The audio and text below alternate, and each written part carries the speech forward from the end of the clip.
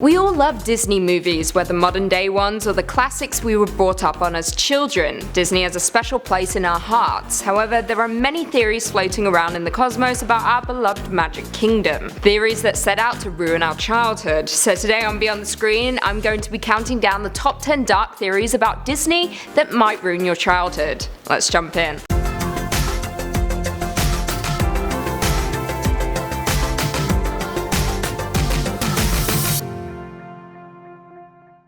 Coming in at number 10, Peter Pan. Peter Pan is a wistful film about never growing up, but instead remaining young in Neverland amongst the Lost Boys and Captain Hook. Well, let me ruin that for you. Peter Pan kidnaps children. Yeah, I went there. This theory goes that Peter Pan is actually a deranged psychopath who kidnaps lost boys and kills them before they can grow up, because as we know, no one can be old in Neverland. To make things even crazier, the theory continues by saying that Hook is actually a lost boy who managed to escape from Peter's grasps, and that is why he is hellbent on killing him.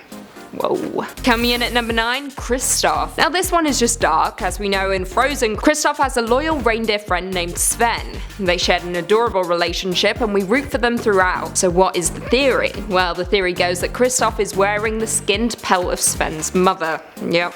I told you this theory was dark. As we know, KRISTOFF and Sven grew up together, and KRISTOFF wears a coat made out of reindeer fur. Sven could smell his mum on KRISTOFF, or weirder still, Sven thinks KRISTOFF is his mum.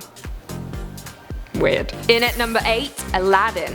Now it is widely acknowledged that Aladdin takes place thousands of years ago, yet some fans aren't too sure about that. One theory goes that the film is actually set in the future. The evidence? Well, in one scene, the genie states, 10,000 years will not give you such a crick in the neck. Not only that, but how is it that the genie knows modern day references such as Arnold Schwarzenegger and Goofy? Makes far more sense for the film to actually occur 10,000 years in the future, when no one would ever think twice about seeing a flying rug.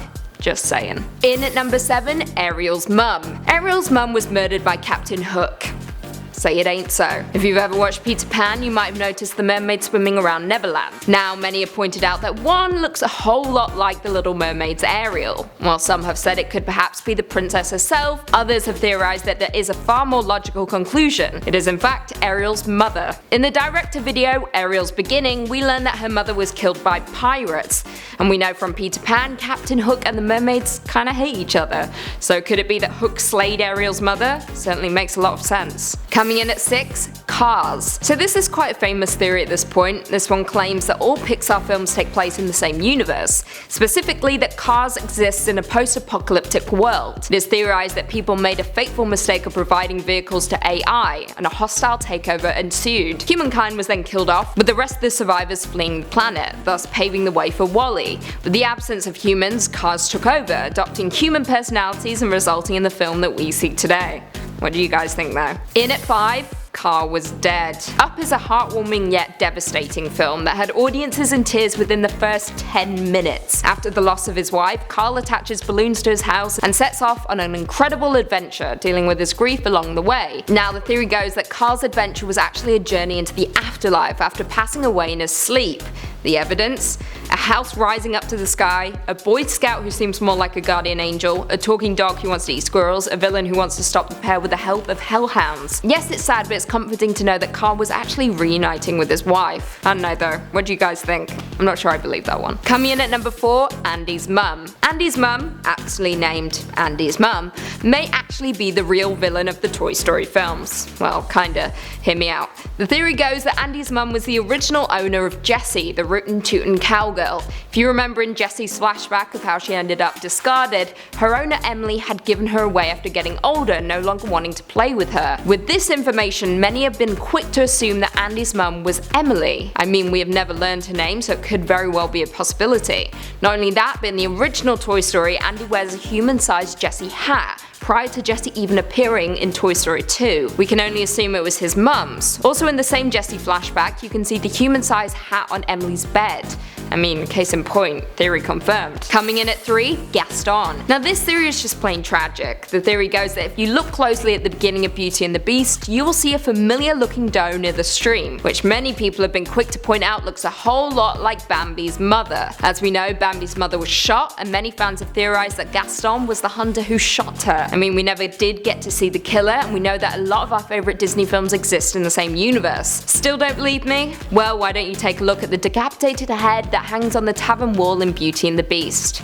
Look familiar? Coming in at 2, Boo. As you can imagine, Boo was never the same after Sully walked out on her during Monsters Inc. I mean, how could she be? A poor impressionable girl abandoned. Now this theory goes that Boo had a mental breakdown as a result of the abandonment, and then learned how to time travel. Because why not? The theory goes on to explain that during her time traveling around Monstropolis with Mike and Sully, Boo picked up a few tricks and discovered more about the workings of the magical doors. With her newfound knowledge, she ended up traversing space and time, winding up in the world of Brave, transforming herself into the witch we see in the film. I mean, just take a look at the witch's workshop and you'll see what I mean. The signs are all there. And finally, in at number 1, Nemo is dead. Sad. Finding Nemo is a touching tale of a father and son and the lengths any parent will go in order to protect and save their children. However, what if I were to tell you that Nemo was dead the entire time, and that Marlin was actually hallucinating most of the events that unfolded in Finding Nemo? This theory insists that Nemo actually died during the same attack that killed his mother and siblings, and that the rest of the film follows Marlin attempting to cope with the tragedy of losing everyone you love. And if you don't believe me, there is legitimate evidence to support this theory. Marlin's journey is essentially an allegory for the 5 stages of grief. Denial occurs when Marlin doesn't want Nemo to go to school because he isn't ready. Anger occurs when Marlin yells at Nemo for swimming out too far. Bargaining when he meets Dory, the shark, and the turtles in order to find Nemo. Depression occurs when he watches Nemo get flushed down the toilet. And acceptance when Marlin finally learns to let go of the past and changes his ways. And on top of that, did you guys know that Nemo is actually Latin for nothing? So, there you go. Well, there we have it. What do you guys think of these dark Disney theories? Do you believe any of them? Do you have any of your own? Leave us all your thoughts and feelings in the comments down below, and perhaps I'll shout them out in the next video. If you haven't already, be sure to give this video a big thumbs up, subscribe, and turn on notifications so you never miss another Beyond the Screen vid. Until next time, see you later.